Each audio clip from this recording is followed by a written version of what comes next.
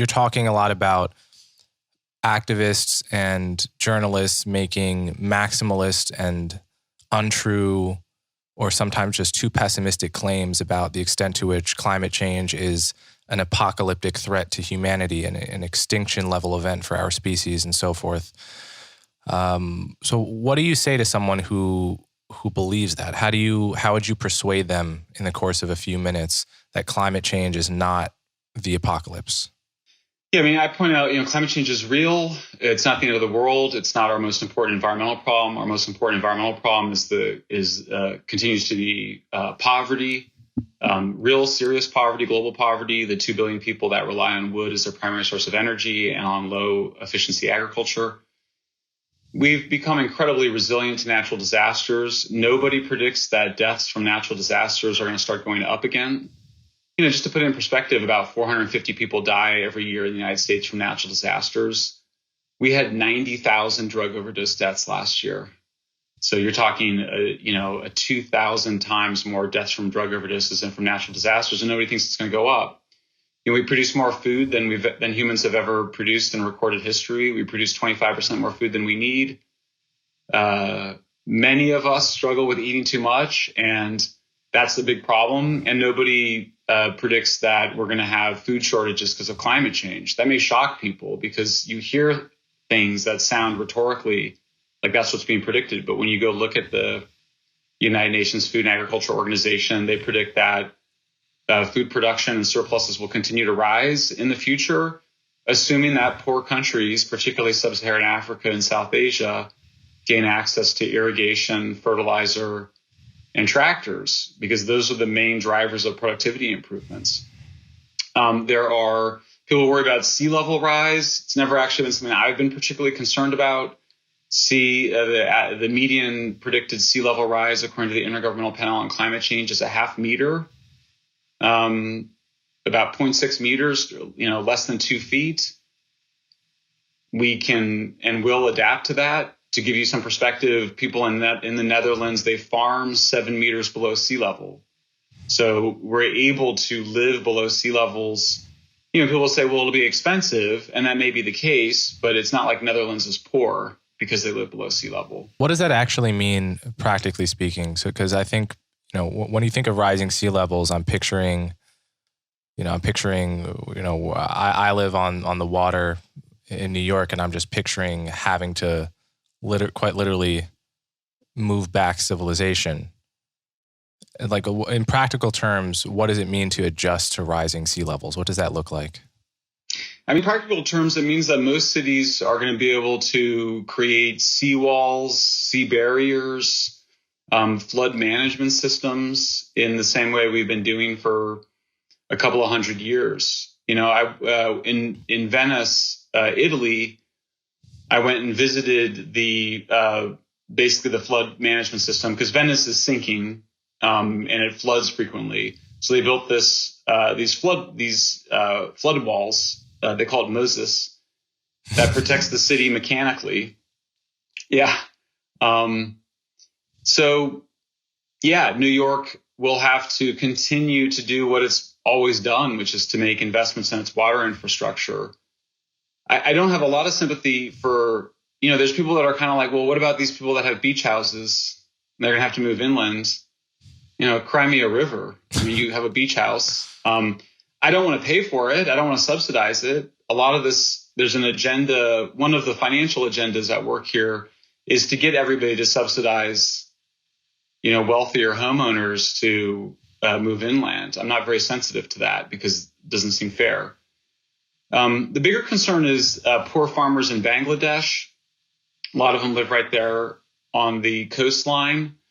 But the main factor for their future livelihoods and their futures in general is having jobs in the city. It's through urbanization and industrialization.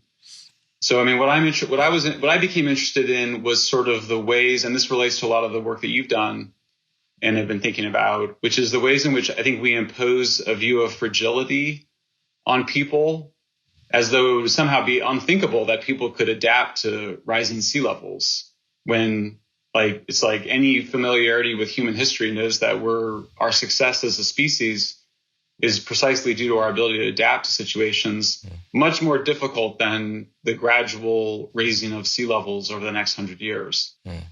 Let me just rewind to a point you made a little bit earlier, which is this notion that climate change is not likely to lead to food shortages.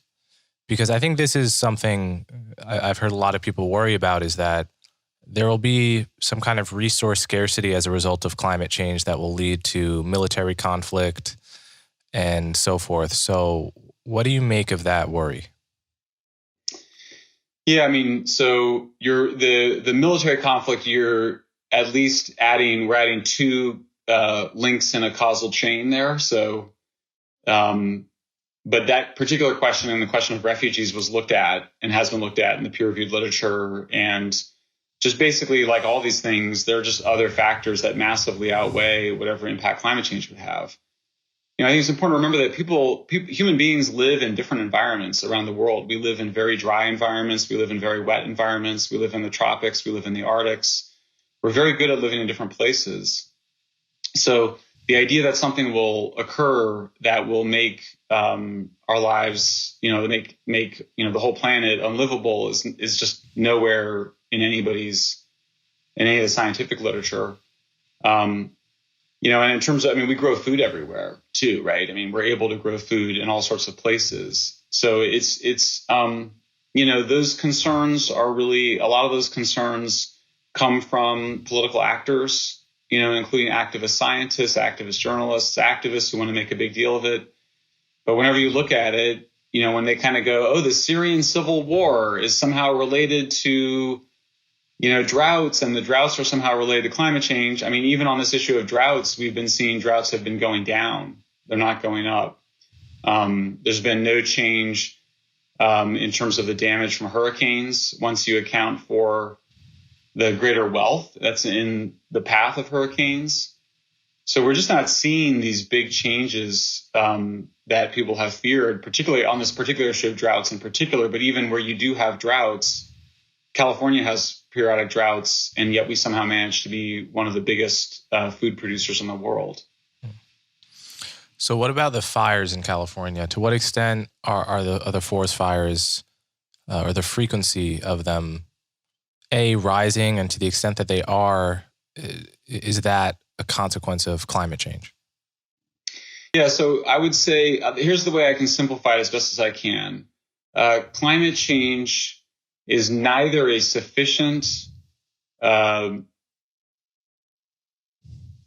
is the necessary? Thank you. Climate change is neither necessary nor sufficient for the high intensity fires, which are the bad fires. Mm-hmm. There's a whole other set of fires that we want called low intensity fires, which are the fires that burn at the base of the forest floor, and they burn up woody debris.